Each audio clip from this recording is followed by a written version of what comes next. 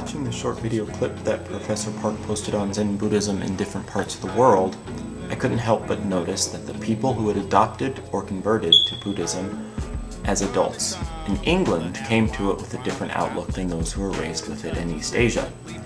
I think it's a rather commonplace occurrence that when people convert to a religion, they do so for different reasons than people who adopt the religion of their parents as children, and that converts often find a different spiritual and worldly experience with the religion once they become a part of it. This idea of people changing religions as adults got me to thinking about how often it happens and why.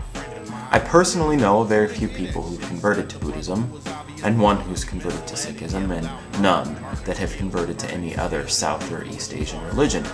However, while doing my research for this presentation, I found that more and more people across the Americas and Europe are converting to these Eastern religions and finding happiness and community.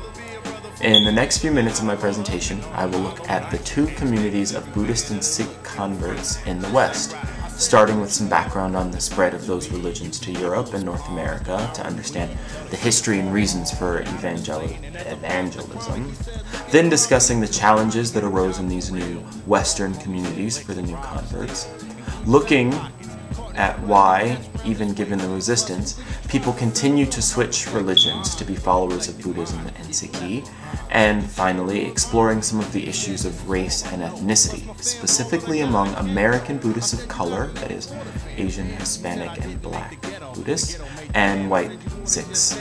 Religious conversion to Southeast Asian religions is a relatively new practice in America and Western Europe.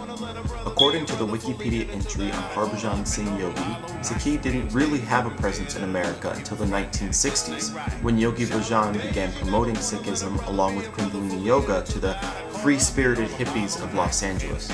And even though one of the oldest known European Sikh converts is Mac Arthur McAuliffe, a British man who was sent to work in India in the 1860s, it is still a rare occurrence to see a turbaned white person.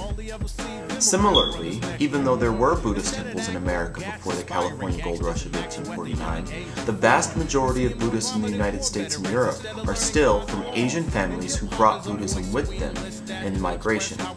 This is not to diminish the importance of such American Buddhist institutions as Naropa University in Colorado or the American Buddhist magazine Tricycle, but we must note that even these largely important structures were founded in the 1960s and 1990s respectively.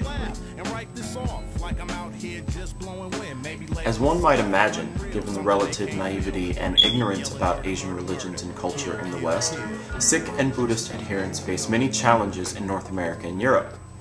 In her self-titled blog, Canadian Sikh Amrit Kaur describes the major challenges of living as a Sikh woman in North America. She breaks them down into 5 categories of resources, education, language and culture, prejudice, stereotyping, and lack of awareness, and community support. For her, not only is there a conflict between her Sikh self and the Western world around her, such as not being able to find the information she needs or not having a place to purchase her kachera, but also between her Western self and the Sikh world, who may look down on her for not speaking Punjab or knowing the cultural intricacies of worship. For Buddhist converts, perhaps the bigger challenges are in cultural perceptions and priorities. For Noah Levine, author of The Dharmapunks, a memoir, one big challenge was getting his friends to realize that his rejection of materialism and violence of Western society was not actually a rejection of himself or his happiness. He writes, "My friends thought I was crazy. Why would you want to go camping alone?" I was asked. I just said I was going to do some soul searching or something, and they were like, "Whatever, dude, you're turning into a real fucking hippie." They were right, I was. But I was a lot fucking happier than they were, so fuck it. Also, there are the inherent issues of race that arise because Sikhi and Buddhism are religions of South Asia, a region of brown-skinned people, and most Western converts are typically Caucasian. I actually read a very interesting debate on the message boards over at sikhsangat.com, and some people actually think that non-Punjabi Sikhs can have even more devotion than their South Asian counterparts, while others argue the opposite. And an entire book, Dharma, Color, and Culture, has been written to explore the issues of race in relation to Buddhism.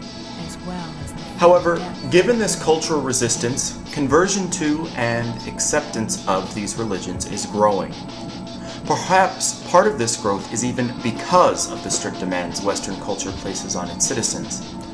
In so many testimonials on websites, in books, and in TV and YouTube videos, people describe their conversion as having found something that speaks to who they truly are.